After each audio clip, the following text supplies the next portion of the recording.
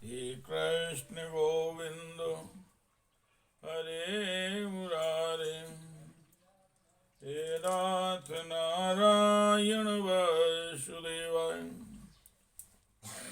हे नाथ नारायण वासुदेवाय, हे कृष्ण गोविंद हरे मुरारे, हे नाथ नारायण वासुदेवाय। ओम श्री मद्भागवत जी का मूल पाठ, चतुर्थ स्कंद का 12वां अध्याय।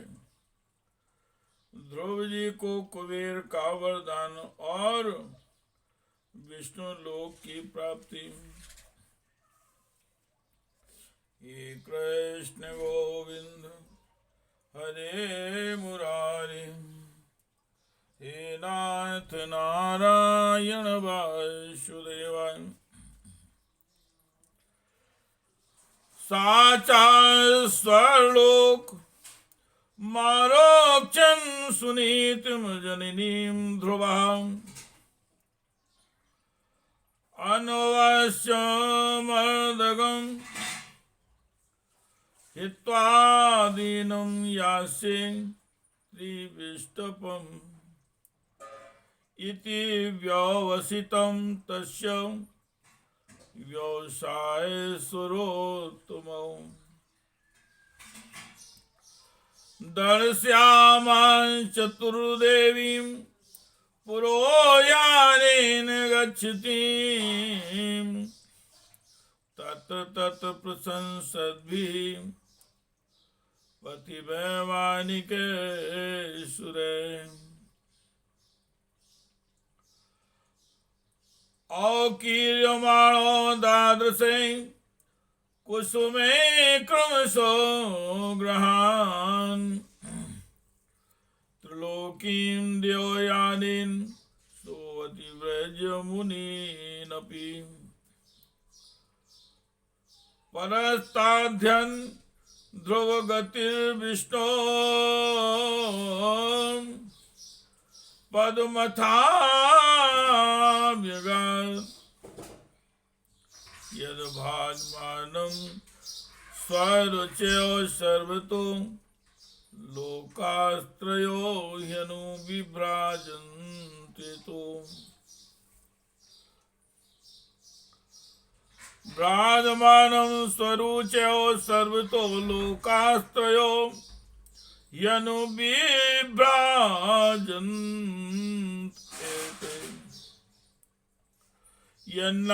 यन्नाव्रजन्तुषु ये अननुग्रहां व्रजन्ति भद्राणि चरन्ति ये अनिशम् शान्ता समदृशा शुद्धा सर्वभूतानुरञ्जना यान्त्यञ्जसाच्युत पदमच्युत प्रियवान्वा। विमान पर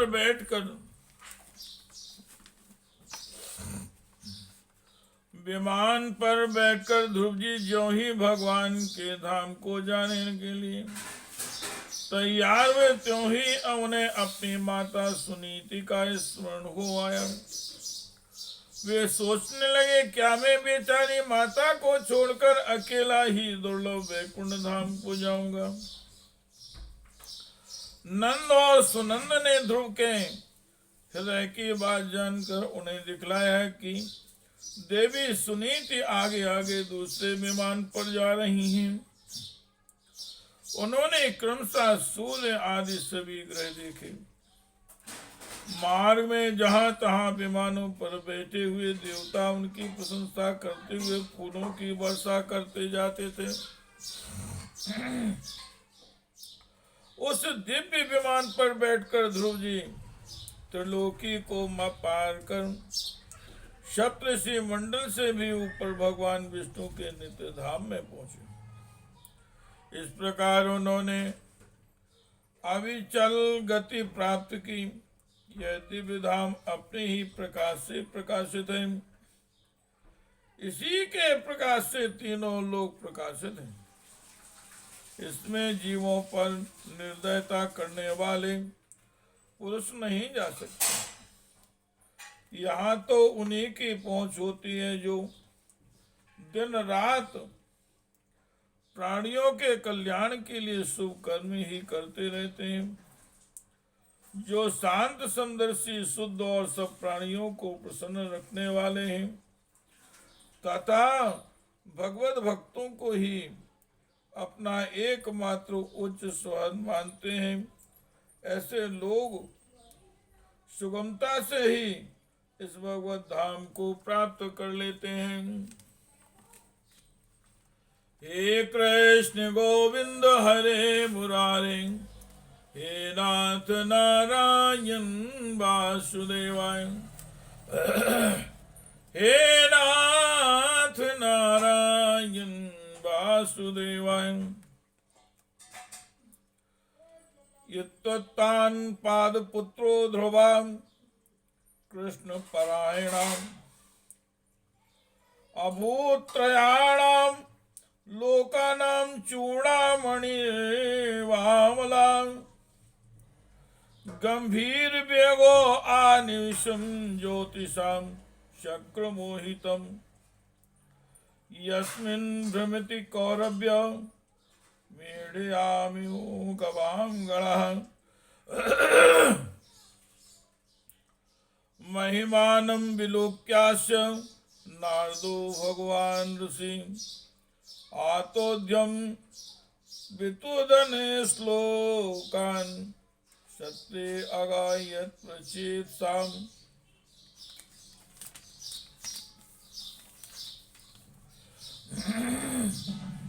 इस प्रकार उत्तानपाद के पुत्र भगवत परायण श्री ध्रुव जी तीनों लोकों के ऊपर उसकी निर्मल चूड़ामणि के समान विराजमान हुए। कुरुनंदन जिस प्रकार दाएं चलाने के समय खंबे के चारों ओर बैल घूमते हैं, उसी प्रकार यह गंभीर वेग वाला ज्योतिष चक्र उस अविनाशी लोक के आश्रय ही निरंतर घूमता रहता है। उसकी महिमा देखकर देवर्षि नारद ने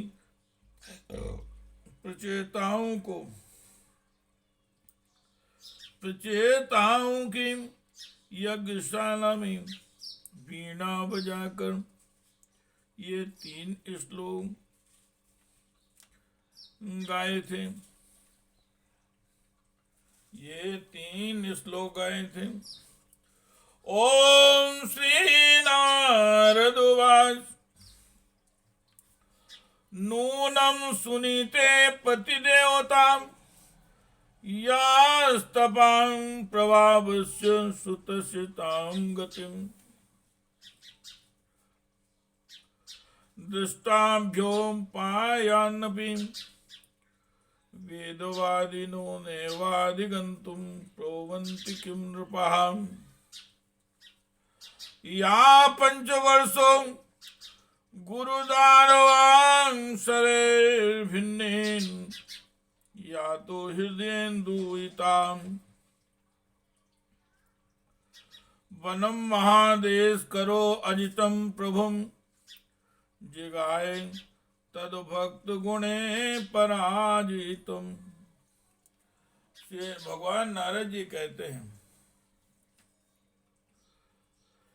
इसमें संदेह नहीं, पति परायण सुनीत के पुत्र ध्रुव ने तपस्या द्वारा अद्भुत शक्ति संचित करके जो गति पाई है उसे भगवान भागवत धर्मों की आलोचना करके वेदवादी मुनिगण भी नहीं पा सकते।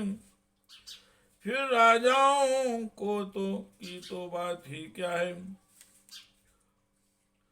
अहो, ये 5 वर्ष की अवस्था में ही सौतेली माता के बागबानों से मर्माहत होकर दुखी हृदय से वन में चले गए थे और मेरे उपदेश के अनुसार आचरण करके ही उन अजय प्रभु को जीत लिया, जो केवल अपने भक्तों के गुणों से ही बस में होते हैं।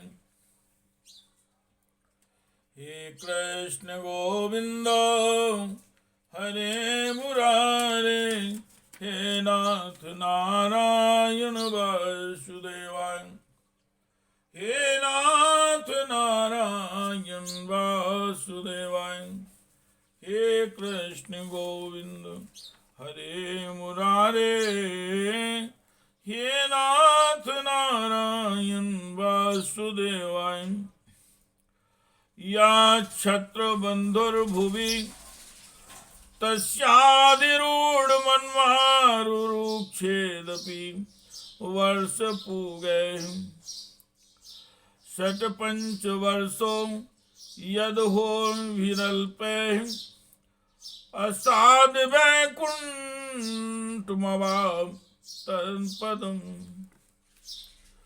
ध्रुव जी ने तो 5-6 वर्ष की अवस्था में कुछ दिनों की तपस्या से ही भगवान को प्रसन्न करके उनका परम पद प्राप्त कर लिया, किंतु उनके अधिकृत किए हुए इस पद को भूमंडल में कोई दूसरा क्षत्रिय क्या वर्षों तक तपस्या करके भी पा सकता है।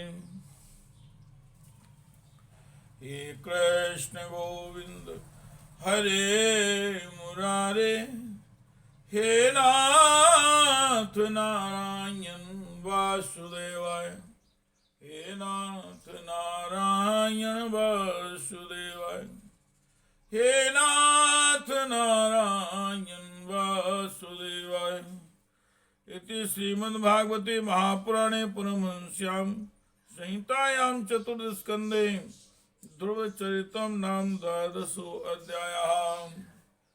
श्री राम जय जय राम, श्री राम जय जय राम। हे कृष्ण गोविंद हरे मुरारे, हे नाथ नारायण वासुदेवाय, हे नाथ नारायण वासुदेवाय।